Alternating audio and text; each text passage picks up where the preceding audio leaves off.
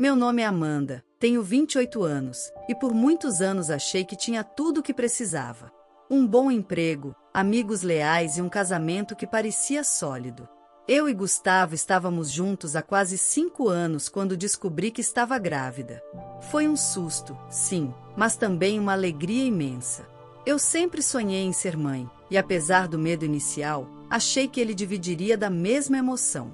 Eu não podia estar mais enganada.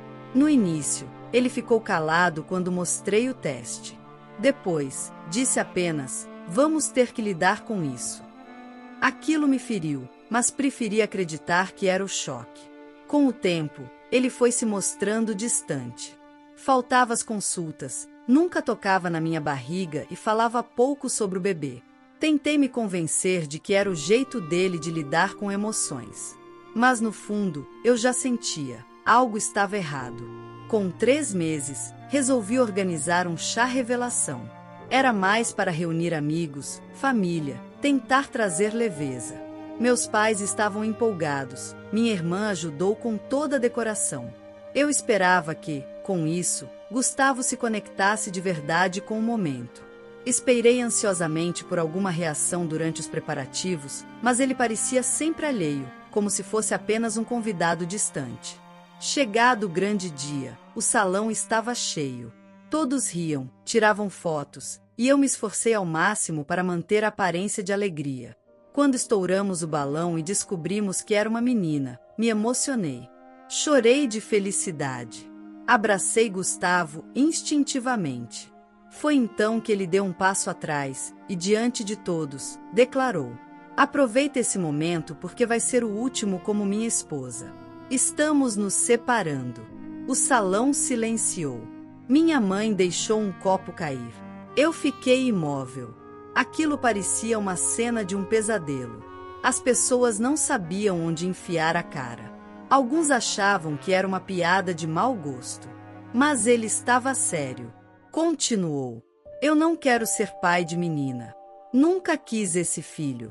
Tentei, mas não consigo forçar. Estou indo embora hoje."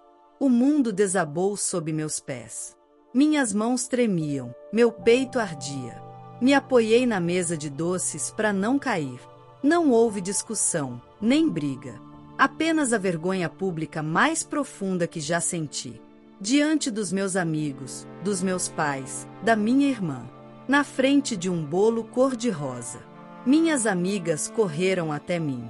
Minha mãe ficou em choque. Meu pai o mandou embora com palavras duras. Gustavo saiu como se nada tivesse acontecido, deixando para trás um rastro de espanto e tristeza. Eu, grávida de 3 meses, com os hormônios à flor da pele, chorei até não ter mais forças. Aquele dia que deveria ser um dos mais especiais da minha vida se tornou uma ferida aberta que custaria cicatrizar. Naquela mesma noite, recolhi todos os enfeites do salão como se estivesse limpando os restos de um sonho destruído. Minha irmã tentou me consolar dizendo que talvez ele voltasse atrás, mas eu sabia. Gustavo já tinha ido embora muito antes daquele dia. Ele só esperava o momento certo para fazer o estrago definitivo. Nos dias que se seguiram, enfrentei uma espécie de luto. Por ele, pela nossa família que nunca existiria, pelos planos jogados fora. Mas também enfrentei um tipo novo de força. Uma força bruta que nasce quando você percebe que precisa proteger alguém que ainda nem chegou, mas que já depende completamente de você. Continuei indo às consultas sozinha. Escolhi o nome da minha filha sem ele. Preparei o quartinho, organizei cada detalhe com a ajuda dos meus pais, que se revezavam para que eu não me sentisse só. Foi nesse momento que entendi o que realmente importa.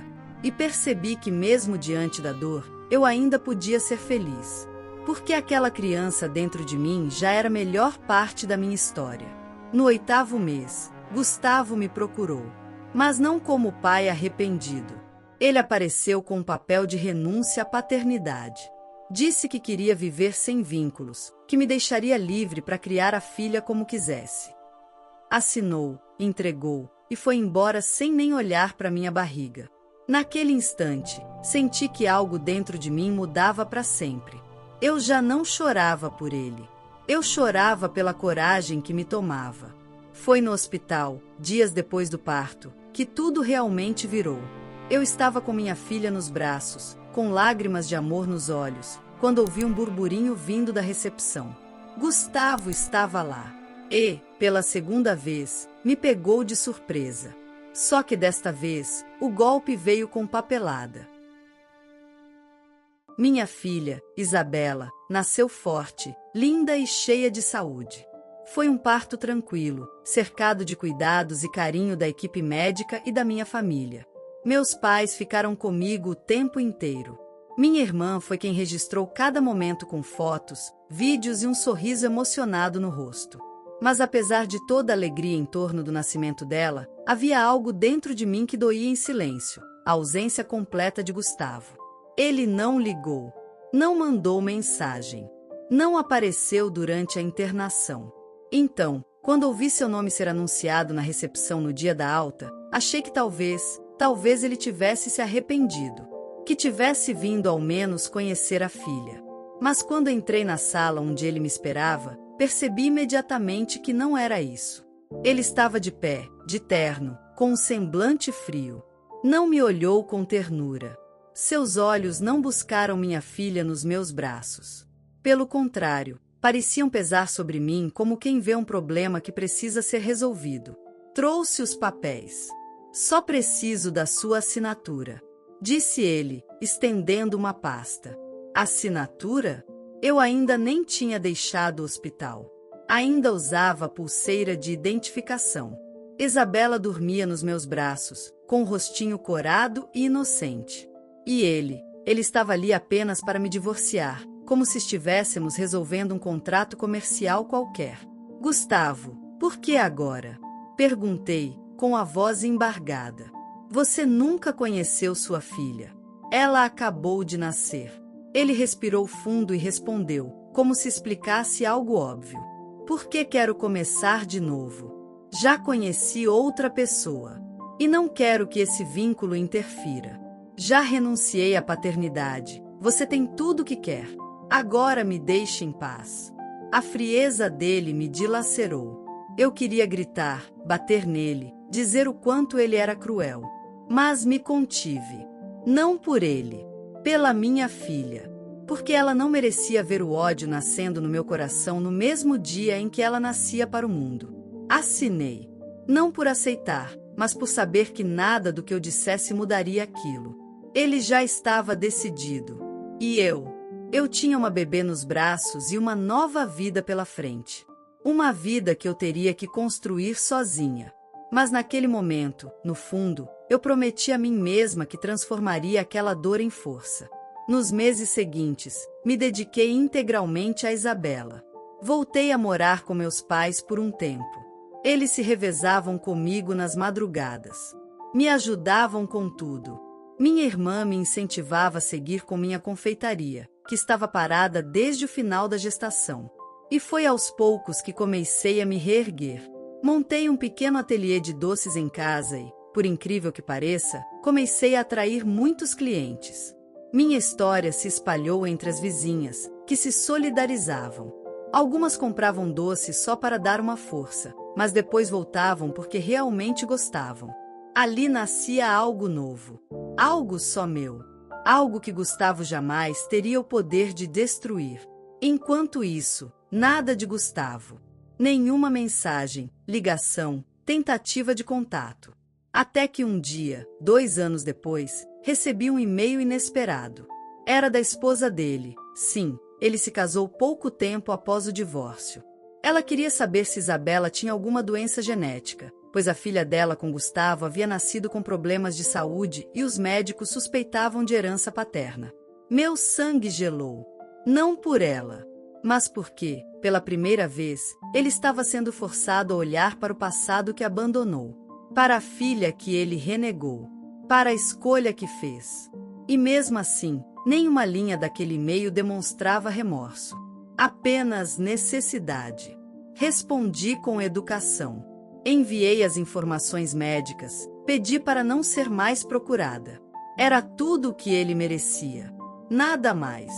Isabela cresceu saudável, inteligente e curiosa. Com 5 anos, já fazia perguntas sobre o pai. Eu respondia com honestidade e delicadeza. Dizia que ele tinha ido embora, mas que isso não era culpa dela. Que algumas pessoas simplesmente não sabem amar como deveriam. Ela escutava em silêncio, abraçava forte meu pescoço e dizia: "Mas eu te amo tanto, mamãe." Aquilo me renovava. Quando ela completou 8 anos, decidi deixá-la participar mais da confeitaria. Ela adorava ajudar. Colava etiquetas, escolhia cores, embalava bolos. Minha pequena virou minha parceira. E juntas, crescemos. No negócio, na vida, na coragem. Cada degrau era conquistado com suor e muito amor. Até que, ao completar 10 anos, Isabela me fez um pedido inesperado. Queria comemorar o aniversário dela com uma festa grande. Eu hesitei. Nunca fiz festas grandes, por medo de reviver a dor do chá revelação. Mas ela insistiu tanto que cedi. E naquele instante, sem saber, colocamos em movimento o reencontro com o passado que achávamos enterrado. A festa aconteceu num salão da cidade. Muitas crianças, música, cores. E, sem que eu soubesse, uma presença indesejada apareceu. Gustavo. Ele estava ali, parado na porta, observando de longe. 10 anos depois. Com outro semblante, outra expressão. Mas ainda o mesmo homem que virou as costas para a filha. Só que dessa vez, a história não seria contada pelas mãos dele. Quando vi Gustavo parado na porta do salão, meu estômago revirou. Era como se uma sombra antiga tivesse atravessado o tempo para tentar apagar a luz que minha filha irradiava naquele dia. Ele estava mais magro, cabelo grisalho nas laterais, mas o olhar ainda era o mesmo, frio, observador, carregado de intenções ocultas. Minha primeira reação foi instintiva. Caminhei até ele com firmeza e pedi que se retirasse. Não queria confusão, não queria que Isabela soubesse. Mas ele não se mexeu. Em vez disso, me surpreendeu com uma frase que me paralisou. Eu só queria ver minha filha. Por favor. Foram segundos de silêncio que pareceram horas.